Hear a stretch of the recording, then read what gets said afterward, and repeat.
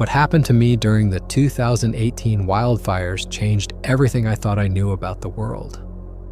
This is my story about survival, fear, and the most impossible friendship I could have ever imagined. Most people think the biggest threat during a wildfire is the flames themselves. But let me tell you something that will sound absolutely insane. The real story is what the fire forced out of hiding. This is the story of how a giant Bigfoot saved my life, and how I maybe saved his too. I know how that sounds. Believe me, I know. But every word of what follows is the truth, or as close to truth as I can manage when trying to describe something that should not exist. I worked as a patrol officer in Northern California for about 7 years before this happened. The valley where I was stationed was one of those places that barely shows up on maps, tucked between mountain ranges with maybe 3,000 residents scattered across the whole area. We had one main road running through town, a gas station that doubled as a grocery store, and more trees than you could count in a lifetime. Beautiful country, the kind of place people move to when they want to get away from civilization. Towering pines, crystal clear streams, mountain peaks that turned purple at sunset. But when fire season rolled around, everyone got nervous. The beauty of all those trees turned into a threat. Thousands of acres of fuel just waiting for a spark. The summer of 2018 was brutal. By August, the whole state felt like a tinderbox waiting for a match. We had gone months without rain, and every morning I would check the wind direction out of habit, knowing that one lightning strike could turn our quiet valley into an inferno. The grass was brown and crisp, and you could hear it crunching under your boots like breaking glass. The trees looked stressed, their needles turning dull instead of vibrant green. Old-timers in town kept saying it reminded them of the big fires from decades past, the ones that had wiped entire communities off the map. Nobody wanted to believe it could happen to us, but deep down we all knew we were living on borrowed time. When the call came through dispatch on August 17th that a fire had started about 15 miles west of us, I felt my stomach drop. The wind was blowing east, straight toward our valley. I was at the station filling out paperwork when the alert came through, and I remember looking out the window at the clear blue sky and thinking how deceptive it was. How calm everything seemed when disaster was already in motion. Within an hour, we could see the smoke on the horizon, just a thin gray line at first, but growing thicker by the minute. By noon, it looked like a wall, dark and ominous, blocking out half the sky.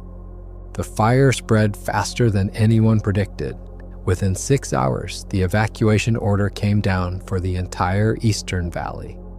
Every available officer, every volunteer, every firefighter was mobilized. The emergency sirens went off, that eerie wailing sound that makes your blood run cold even when you're expecting it. I had been on duty for maybe 3 hours when my sergeant told me to start going door to door on the outer edges, making sure everyone was getting out. The smoke was already visible on the horizon, a massive gray wall that seemed to swallow the sky. I remember looking at it and thinking how small it seemed from a distance, like a storm cloud you could outrun. But fires are not like storms. They do not follow predictable paths, and they move with a speed that defies logic when the wind is behind them. I took the north route, the one that snaked up toward the foothills where houses were spread far apart, connected by dirt roads and driveways that wound through the pines. Most folks had already left by the time I got there, but there were always a few who waited until the last possible second, either stubborn or scared or both. Some people could not accept that they had to leave their homes, their possessions, everything they had built. I checked maybe a dozen properties that afternoon, each one emptier than the last, just open doors and cars gone from driveways. Some people had left in such a hurry that lights were still on inside, televisions flickering in empty living rooms, coffee pots still warm on counters. It was eerie, like walking through a town that had been abandoned in the middle of daily life. The wind was picking up, gusts that bent the trees and sent ash swirling through the air like gray snow. Each gust brought the smell of burning pine, sharp and acrid, mixed with something else I could not quite identify. Burned plastic maybe, or rubber from car tires that had melted in the heat somewhere west of us. The sky had this apocalyptic quality, orange at the horizon fading to a sickly yellow overhead. The sun just a dull red circle struggling to penetrate the smoke. Birds were flying east in panicked flocks, and I saw deer running through yards, their normal wariness of humans completely forgotten in their desperation to escape. My radio kept crackling with updates. The fire had jumped containment lines, was spreading in multiple directions, was moving faster than the models had predicted. Emergency crews were being pulled back as the fire overran their positions. Helicopters could not fly because the smoke was too thick. It was turning into a worst-case scenario, the kind of fire that makes headlines and destroys everything in its path. And I was driving toward it, checking empty houses, making sure no one was left behind. Around 7 in the evening, the light started to change. Everything took on this orange tint, like the whole world was filtered through amber glass. The smoke was thick enough now that I had to keep my windows up, and even then my eyes were watering. The air conditioning in my patrol car was doing its best, but it could not keep out the smell or the haze that seemed to seep in through every crack. I pulled up to a small house at the end of a long gravel drive, and I could see someone moving around inside through the window. The house was old, probably built in the 60s, with peeling blue paint and a porch that sagged on one side. A rusty swing set sat in the yard, motionless despite the wind. This was the last house on my route, the furthest out, and I was running out of time. An older woman answered when I knocked, and she looked panicked. Her hair was gray and pulled back in a messy bun, and she wore a faded floral dress that looked like it had been thrown on in a hurry. Her hands were shaking as she opened the screen door, and I could see she had been crying. Mascara smudged under her eyes. She had been trying to pack up her things, but kept stopping to look for her dog, a little terrier mix that had bolted when she started loading the car. She was nearly in tears, saying she could not leave without him, that he was all she had left after her husband passed last winter. The way she said it, with this desperate edge in her voice, made it clear that the dog was not just a pet. He was family, maybe the only family she had. She kept calling his name, voice breaking, looking past me into the yard like he might suddenly appear. I told her I would find the dog, that she needed to get in her car and head east right now, that the evacuation shelters were set up in town, and I would bring him there as soon as I found him. She did not want to leave, kept insisting she would wait, that he would come back if she just called for him a few more times. But I could see the orange glow on the horizon getting brighter, could feel the heat building even from miles away. The wind was gusting harder now, carrying embers that landed in the dry grass and smoldered. I practically had to push her toward her vehicle, an old sedan that looked like it might not make the drive but was her only option. She finally got in, hands gripping the steering wheel, tears streaming down her face. She rolled down the window and made me promise, really promise, that I would find him. I promised. She drove off, gravel crunching under her tires, and I watched her taillights disappear down the driveway. Then I was alone on that property with the fire maybe 5 miles out and closing fast, and I had just promised to find a scared dog in the middle of an evacuation zone. I started calling for the dog, walking around the yard and checking under the porch, behind the shed, anywhere a scared animal might hide. I could hear the fire now, a constant roar, like standing next to a waterfall or a jet engine. It was the sound of thousands of trees burning at once, of superheated air rising and creating its own weather patterns. The smoke was getting heavier, thick enough that I pulled my shirt up over my nose and mouth, but it did not help much. Then I heard barking, faint and frantic, coming from the tree line about 100 yards past the house. The dog had run toward the forest, away from the noise and confusion of the evacuation, seeking shelter in the only place that made sense to an animal's brain. I should have called animal control or just left, radioed in that the dog had fled into the forest and there was nothing more I could do. Protocol said I needed to evacuate, that staying to look for a pet was not worth the risk. My sergeant would have told me to get out, that I had done everything I could. But something in me would not let that woman lose her dog on top of everything else.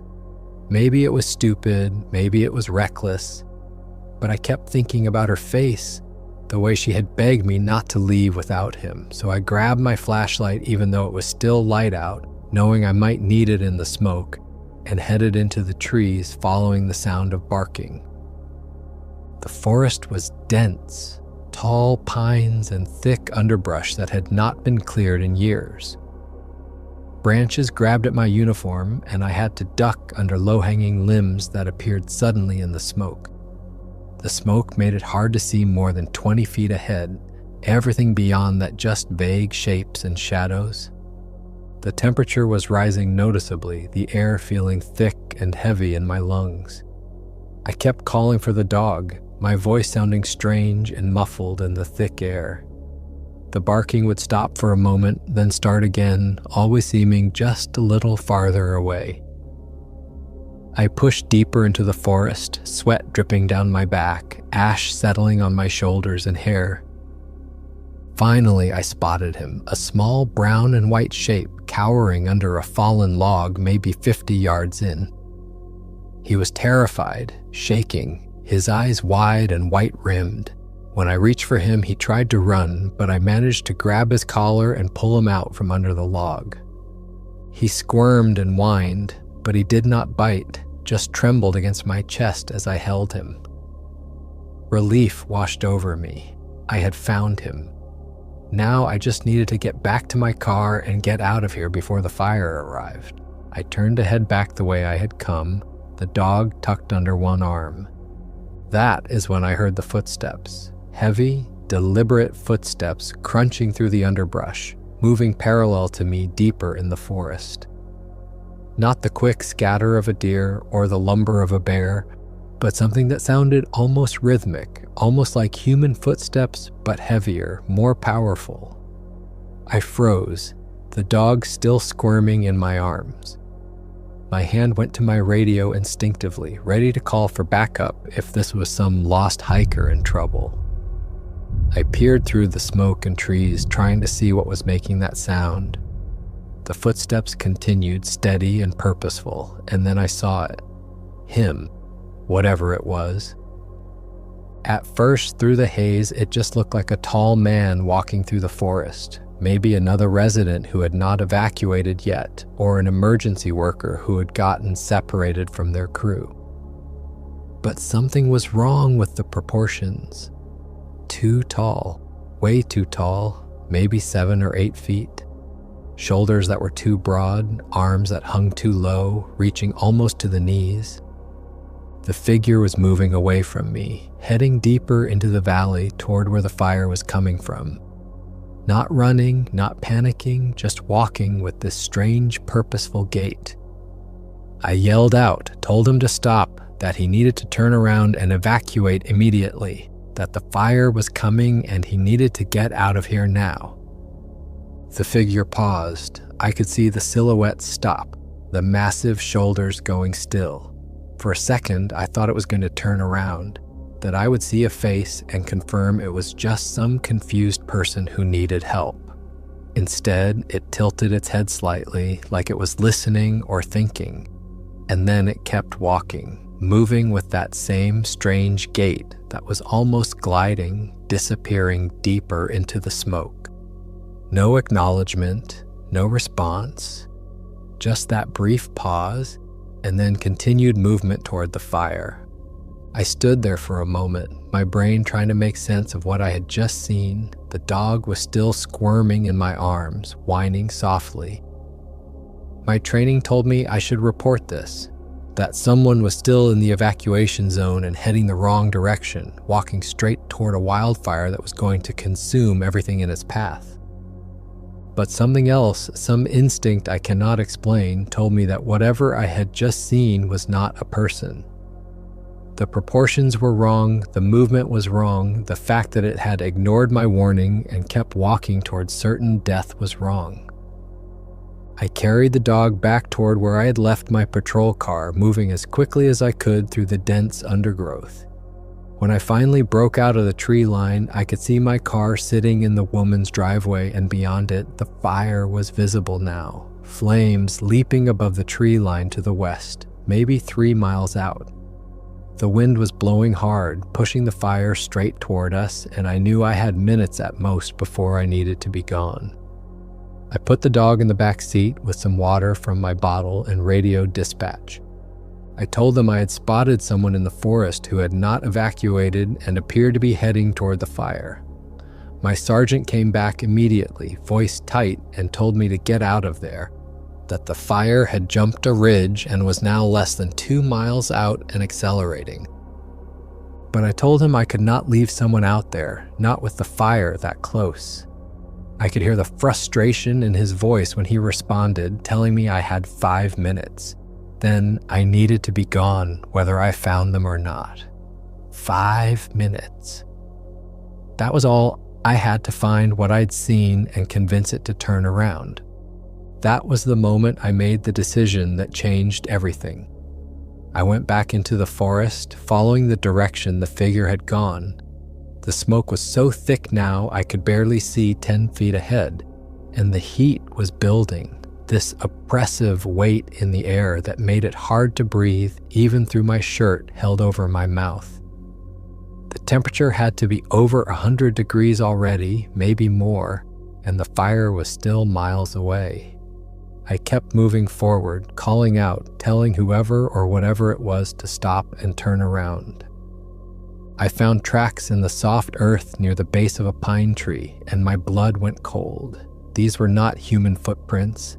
They were massive, easily twice the size of my boot, maybe 18 inches long and 8 inches wide, 5 distinct toes, clear as day in the soil, with a shape that was almost human but not quite. The toes were longer, more spread out, and the arch was flatter. The stride length was enormous, covering ground in a way no person could match. Each print was deep, pressed into the earth with tremendous weight. I have seen bear tracks before, and these were not bear tracks. These were something else entirely. That is when I knew, when the truth hit me like a physical force. I was following a Bigfoot. The word felt ridiculous even forming in my mind, like something from a bad cable documentary or a campfire story told to scare kids. But there was no other explanation for what I was seeing. Those tracks, that silhouette, the impossible size and proportions. And the creature was heading straight toward the wildfire, as if it had no idea what was coming or did not understand the danger or simply did not care. Maybe it was disoriented by the smoke, or maybe it was trying to protect its territory. I had no idea. But I knew that if it kept going in that direction, it was going to die. I should have turned back right then, should have gotten in my car and driven away and let whatever happened happen. My 5 minutes were probably already up, and my sergeant was likely losing his mind wondering why I had not checked in. But something kept me moving forward. Maybe it was curiosity, or maybe it was some deeper instinct that recognized intelligence in those tracks. Consciousness that deserved a chance to survive. I followed the footprints deeper into the forest, the smoke getting thicker with every step. The temperature was climbing fast. I could hear trees cracking from the heat. The fire close enough now that I could see the glow through the smoke even though I could not see the flames yet. My radio crackled with my sergeant ordering me to get out immediately, that the fire had shifted and was moving faster than expected, that I was out of time. I told him I'd found someone and was bringing them out, which was not exactly a lie, even if I had no idea what I was actually following. He told me to hurry, that I had maybe 2 minutes before the road would be cut off. I finally caught up to the Bigfoot in a small clearing, maybe 30 feet across, where a lightning strike years ago had killed several trees and left an open space in the canopy. He was standing there in the center, facing west toward the approaching fire, and I got my first clear look at him. He was enormous, definitely 8 feet tall, with dark brown hair covering his entire body except for his face, which was flatter than an ape but not quite human. His shoulders were massive, easily 4 feet across, and his arms were long and powerful, reaching almost to his knees. He stood with this posture that somehow conveyed intelligence, awareness, not hunched over like an ape, but upright, balanced, present. I moved closer and he turned to look at me. His eyes were dark, almost black, and they held this expression I can only describe as confusion mixed with fear. Not the blank stare of an animal, but something deeper, more aware. His brow furrowed as he looked at me, his head tilting slightly, and I could see him thinking, processing, trying to understand what I was and why I was there. He was not aggressive, was not threatening. He looked lost, like he had no idea where to go or what to do. For the first time, I realized that he was in the same danger I was, that the fire did not care what species you were. And he seemed to know it too. I could see it in his eyes, that fear that transcends words or reason. I pointed back the way I had come, the direction away from the fire, and yelled at him to follow me, to run, to get out of here. My voice was hoarse from the smoke, cracking as I shouted. The Bigfoot stared at me for a moment, and I could see him processing, thinking, trying to understand what I was telling him. His eyes moved from my face to my pointing hand to the direction I was indicating, and I saw comprehension dawn in his expression. He understood, maybe not my words, but my intent, my urgency. Then a tree exploded behind us, the heat turning the sap inside to steam in an instant, the trunk splitting with a crack like a gunshot. That made the decision for both of us. The Bigfoot bolted, not away from me, but parallel, angling toward the route I had indicated, and I ran alongside him as the forest around us started to burn. Running through a forest fire is something I would not wish on anyone. The smoke is so thick you're running blind, your eyes streaming, your lungs burning with every breath. The heat comes in waves that feel like they're going to melt your skin, and you can hear the fire roaring behind you like some massive beast chasing you down. I stumbled over roots and rocks I could not see, my boots catching on underbrush, my hands scraping against tree bark as I used the trunks to keep myself oriented. I could hear the Bigfoot crashing through the brush next to me, keeping pace, and in some strange way his presence was reassuring. We were both just trying to survive. Two beings who should never have met, brought together by fire and fear. His footsteps were heavy, but somehow more graceful than mine, moving through the forest with an ease that came from a lifetime of navigating this terrain. I was struggling, gasping, my civilized body not built for this kind of desperate flight through wilderness. But he seemed to know where he was going, adjusting his path every few seconds like he could sense things I could not. The fire caught up to us faster than I expected. Flames erupted on our left, cutting off one escape route, a wall of orange and red that appeared suddenly through the smoke. Then ahead of us, another line of fire sparked to life where embers had landed in dry grass, trapping us in a narrowing corridor of forest that had not yet ignited. The heat was incredible now, so intense I could feel my skin starting to burn even through my uniform. The Bigfoot changed direction suddenly, angling sharply toward what looked like even denser forest, and I followed without thinking, trusting that he saw something I did not. We crashed down a slope I had not seen, the ground suddenly dropping away, and I tumbled forward, barely managing to keep my feet. At the bottom was a creek bed, the water only a few inches deep but cool against my legs as I splashed into it. The Bigfoot was already there, standing in the middle of the creek, and I realized he had known this was here, had led us to water, to the only place where we might have a chance. The creek would not stop the fire completely, but it might slow it down, might give us a corridor to escape through while the flames consume the banks above us. We followed the creek downstream, splashing through the shallow water, the coolness a stark contrast to the heat that was building around us. The fire was right above us now, flames roaring on both banks, consuming the canopy overhead.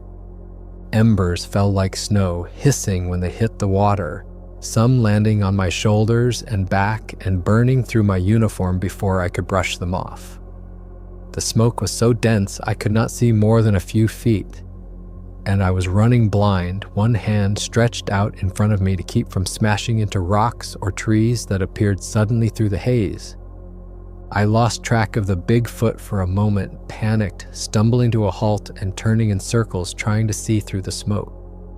Then I felt something grab my arm, firm and strong, and there he was, his massive hand wrapped around my bicep, pulling me forward, guiding me through the creek. His grip was careful, like he understood I was fragile compared to him, that his strength could hurt me if he was not gentle. He pulled me along, moving faster than I could manage on my own, and I let him, giving up control and just trying to keep my feet moving, keep my head above water when we hit deeper sections.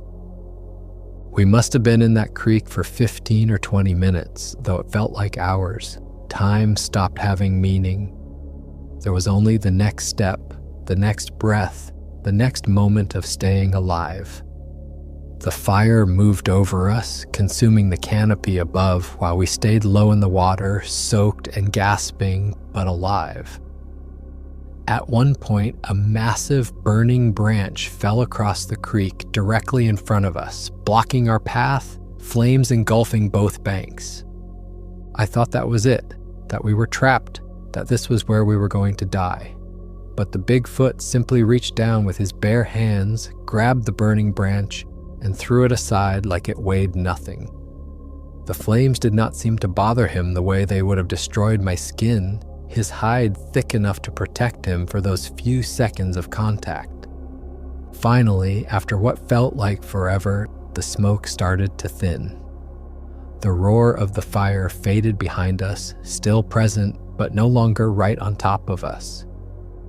The creek opened up into a wider stream bed, rocky and clear, and we climbed out onto a bank that was still cool, that had not yet been touched by the flames. I collapsed onto the stones, coughing and gasping, my lungs burning, my throat raw, every part of my body screaming with exhaustion and pain. The Bigfoot sat down a few feet away, breathing hard, his massive chest heaving, his dark eyes watching me.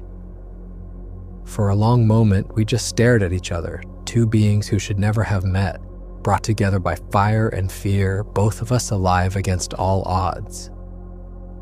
I do not know how long we sat there before I tried to stand up. Time felt elastic, meaningless, could have been 5 minutes or an hour.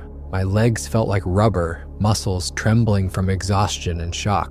And when I tried to push myself up, I stumbled, nearly falling back down onto the rocks. The Bigfoot stood immediately, moving toward me with surprising speed, and I froze. For a second, fear shot through me, the primal terror of being approached by something so much larger and stronger than myself. But he did not come too close, just hovered nearby, about 6 feet away, his posture almost cautious. His arms were slightly extended like he was ready to catch me if I fell, but he was careful not to crowd me, not to threaten. There was something careful about the way he moved, something aware that I was hurt and exhausted and vulnerable.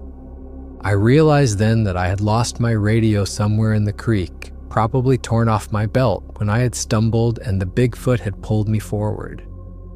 My phone was in my pocket, but dead, soaked through, and useless. I had no way to contact anyone, no way to call for help or let anyone know where I was.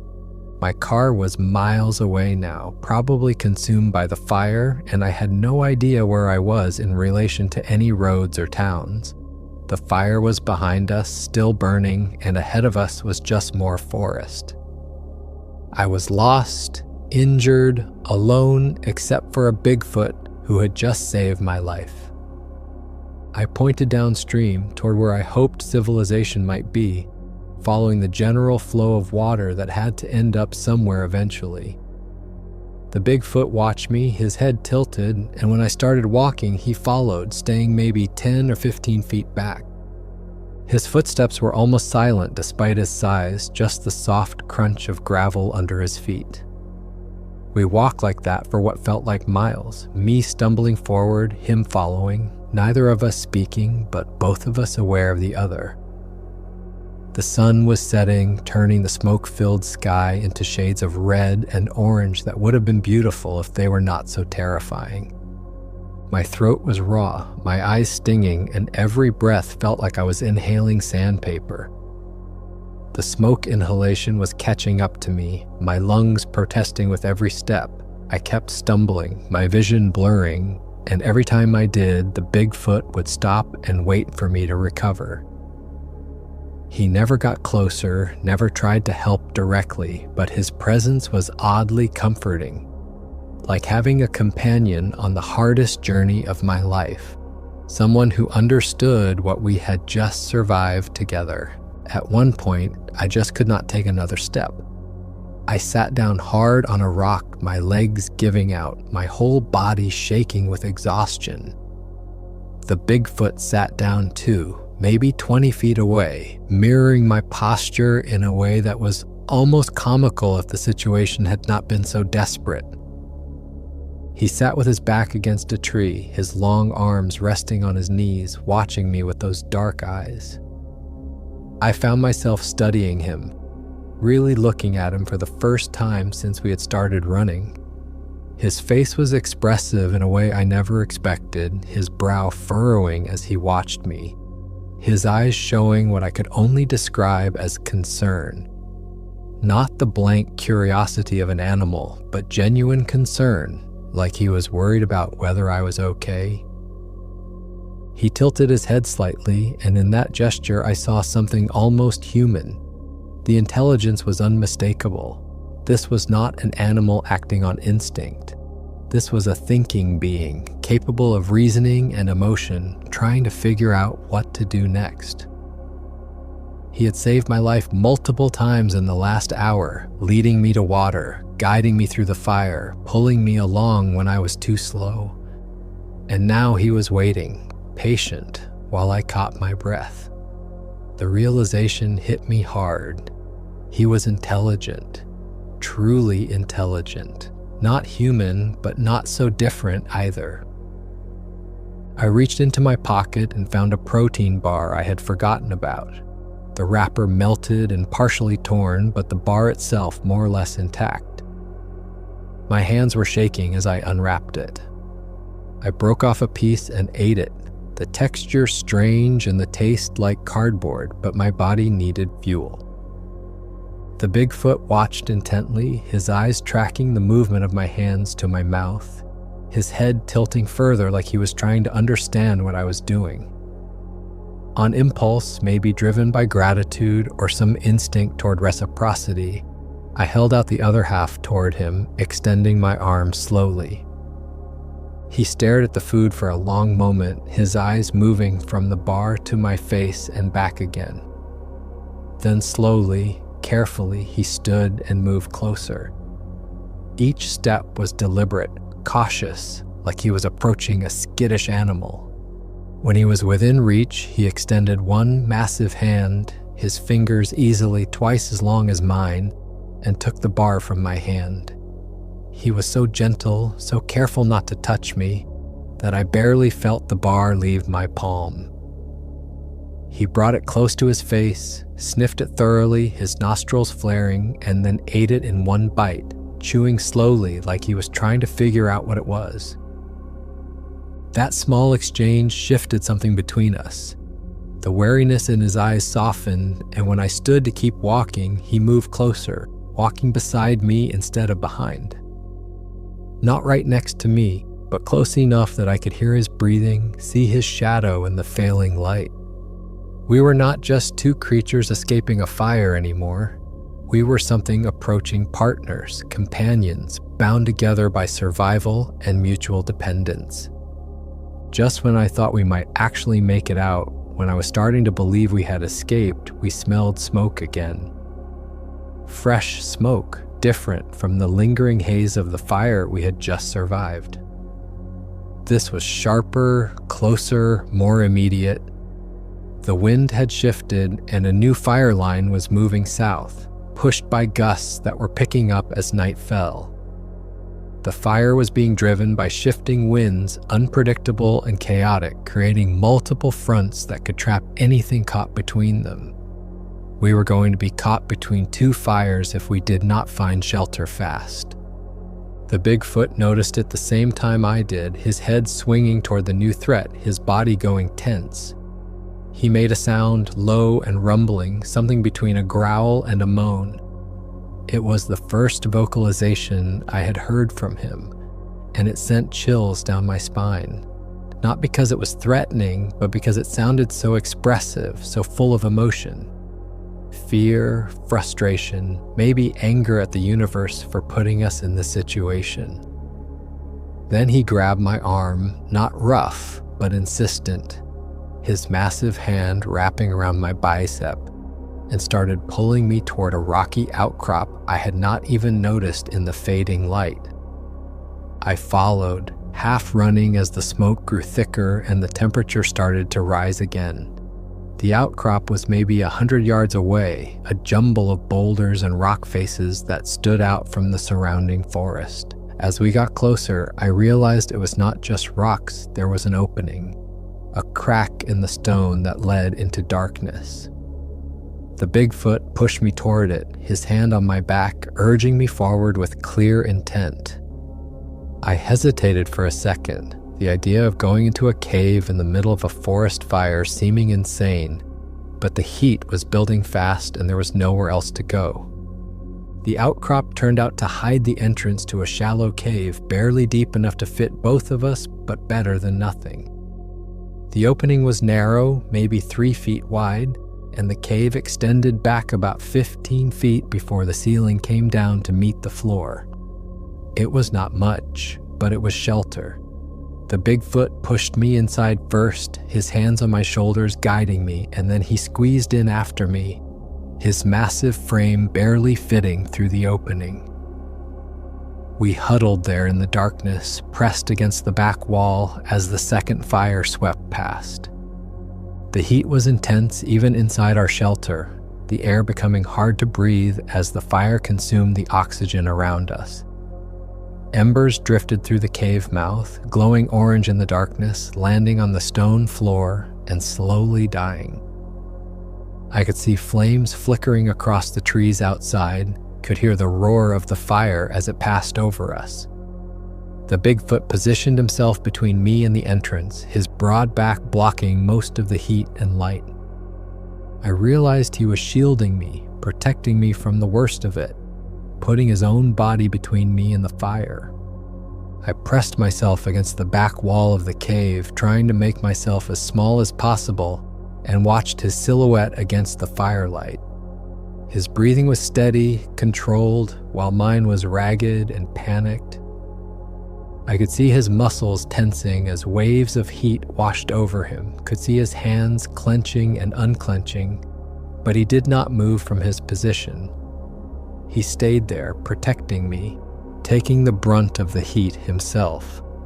A burning tree fell across the cave entrance with a crash that shook the ground, and for a terrifying moment I thought we were going to be trapped, burned alive in our shelter. The flames were right there, inches from the opening, the heat so intense I thought my skin would blister even from 15 feet away. Smoke poured into the cave, thick and choking, and I could not breathe, could not see, could only cough and gasp and wait to die. But the Bigfoot stood, braced himself against the walls of the cave, and shoved the tree aside with raw strength that seemed impossible. The muscles in his back and shoulders bunched and flexed as he heaved, his feet digging into the stone floor for purchase, and slowly, impossibly, the flaming trunk began to move. He pushed it inch by inch, grunting with the effort, the flames burning the fur on his arms and chest, but he did not stop. He just kept pushing until the way was clear, until the entrance was open again and cooler air could flow in.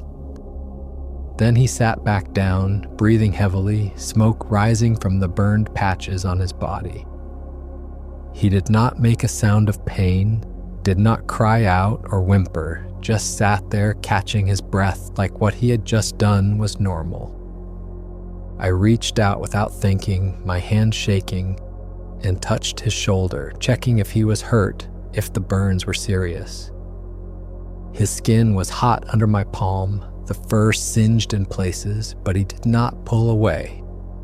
He turned his head to look at me over his shoulder, and in the dim light I saw something in his expression that I will never forget. Gratitude, understanding, a connection that transcended the fact that we were different species, that transcended words or language or any of the normal ways beings communicate. He had just saved my life for what must have been the 5th or 6th time, and he knew it, and I knew it. And in that moment, we were not human and Bigfoot. We were just two people who had survived something impossible together. We stayed in that cave until the fire passed, which felt like forever, but was probably only an hour or two. The fire burned itself out as it consumed all the available fuel, leaving nothing but smoldering earth and charred skeletons of trees. When we finally emerged, stepping carefully over the still hot ground, the world had been transformed. Trees were reduced to blackened posts, their branches gone, their bark peeling away in ash. The ground was covered in inches of gray and white ash that rose in clouds with every step. The sky was black with smoke, the moon just a faint smudge overhead trying to penetrate the haze. Everything was destroyed, the forest I had walked through just hours earlier completely unrecognizable. But we were alive, against all odds, through fire and smoke and heat that should have killed us both. We were alive. We had to keep moving. The ground was hot enough to burn through the soles of my boots in places, the rubber melting and sticking to charred wood. Spot fires were still flaring up where pockets of fuel had not yet burned, small flames appearing suddenly in the ash and then dying just as quickly.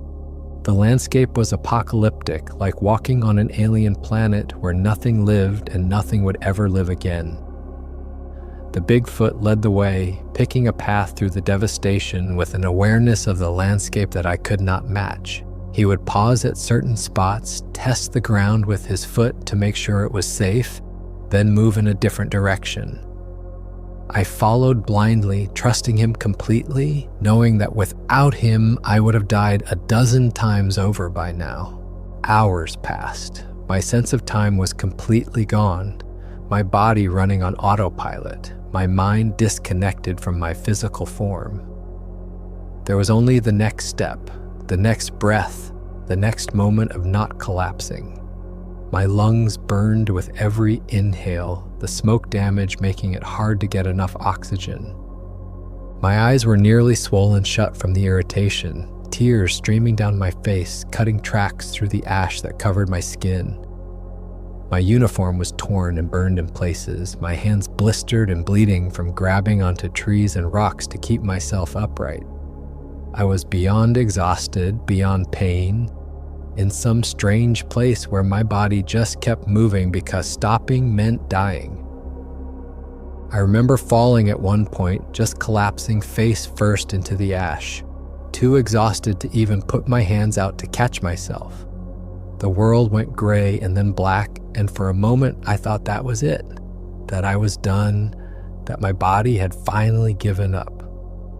But then I felt hands on me, massive and gentle, lifting me carefully to my feet. The Bigfoot was there, supporting me with one arm around my shoulders, his other hand steadying my chest.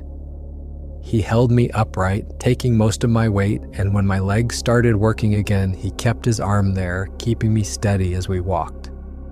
The gesture was so human, so tender, so completely at odds with this massive, wild creature that I almost started crying. We crossed ridgelines and descended into valleys, all of it scorched and smoking.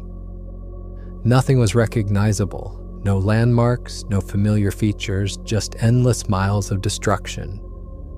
But the Bigfoot seemed to know where he was going, or at least had some sense of direction that I lacked. We walked through what must have once been meadows and over hills that were now just bare rock and ash. The Bigfoot found water eventually, a small spring that was still flowing clean despite the destruction around it, bubbling up from some underground source that the fire could not touch.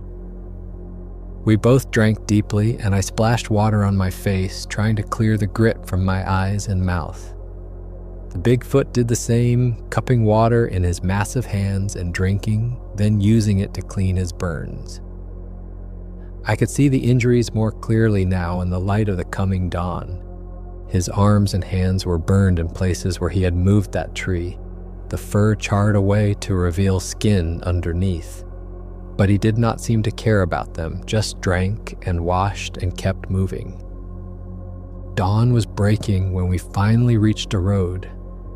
An actual paved road cutting through the burned forest, the asphalt cracked and warped from the heat, but still recognizable as human construction. I almost sobbed with relief when I saw it, that black line of civilization cutting through the wilderness. We had made it. We had actually made it out alive. The Bigfoot stopped at the tree line, refusing to step out onto the open pavement. His body language changed, becoming more cautious, more withdrawn. He looked at the road, then back into the forest, then at me, and I understood immediately. He had kept his existence hidden for who knows how long. Decades, maybe centuries, living in these forests without ever being confirmed, never being photographed or captured or studied. Showing himself on a road where anyone could see him would undo all of that. And while I owed him my life a dozen times over, I had no right to ask him to give up his freedom, his privacy, his entire way of life just to make sure I got help. He had brought me to safety. The rest was up to me. I turned to face him, and we stood there for a long moment, looking at each other. The sun was rising behind him, turning his silhouette into a dark shape against the orange sky. I wanted to thank him, to tell him that he had saved my life, that I would never forget what he had done, that I would protect his secret. But words seemed inadequate for what had passed between us.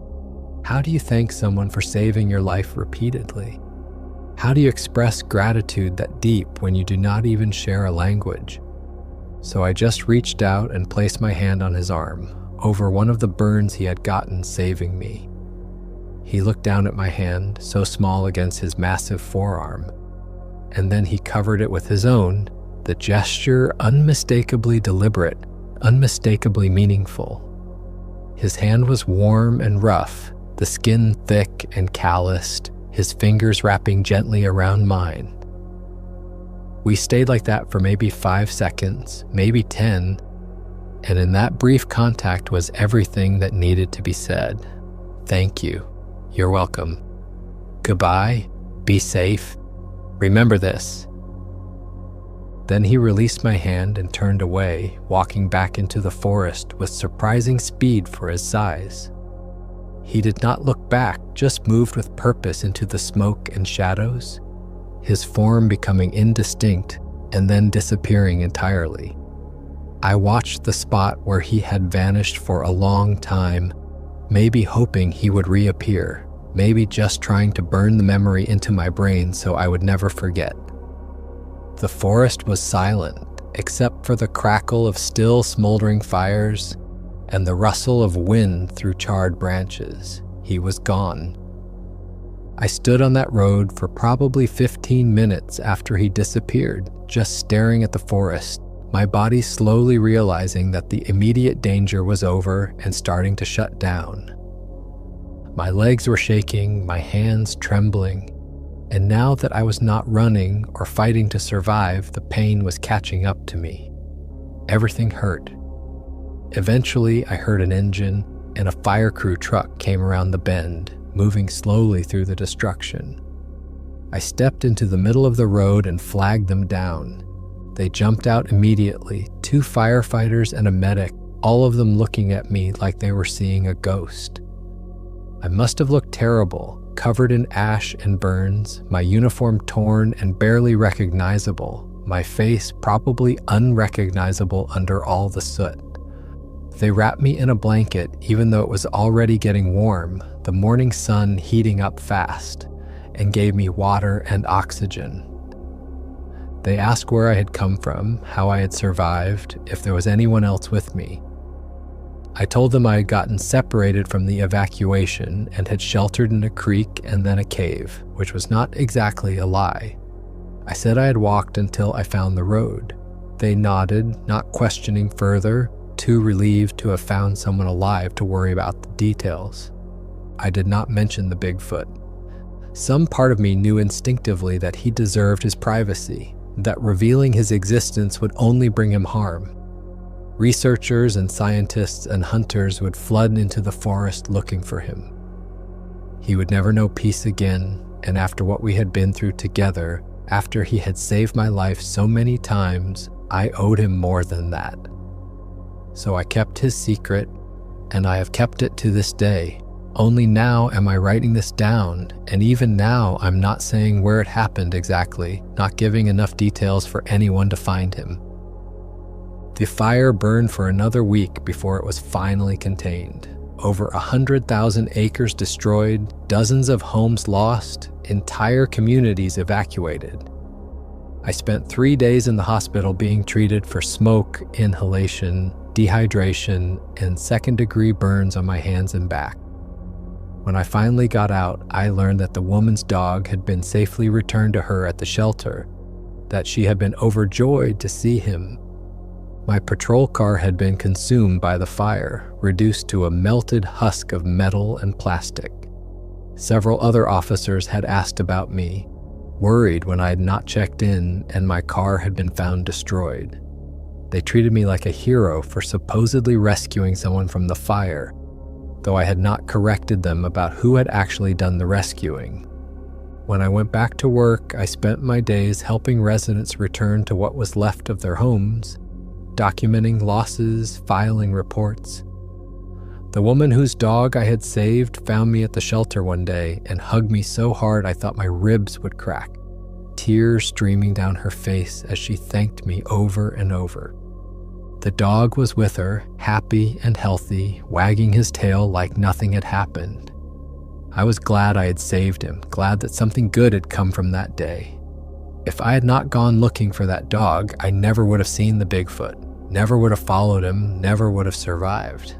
Everything was connected in ways I still do not fully understand. I never told anyone about the Bigfoot, not officially.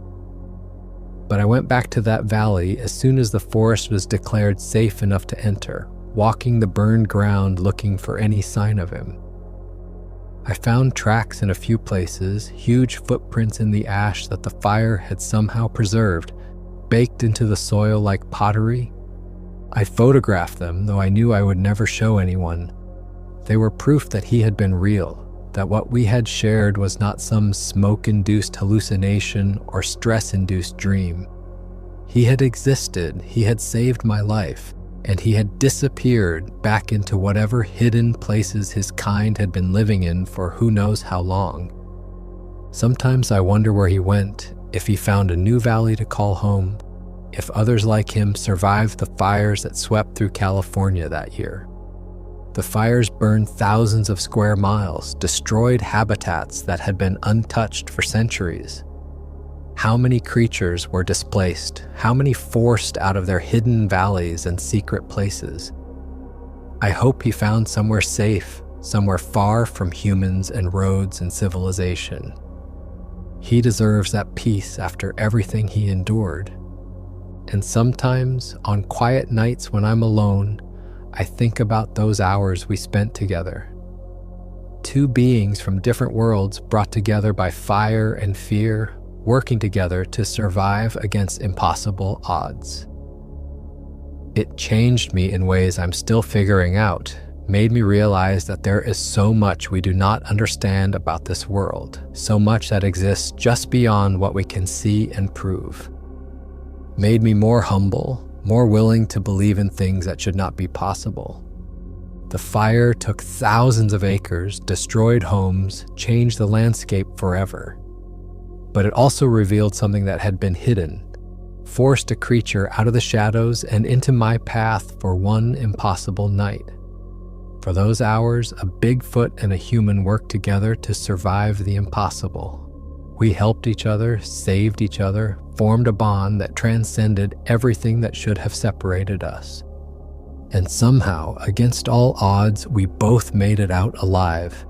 That means something, though I'm not sure I will ever be able to put it into words that make sense to anyone else.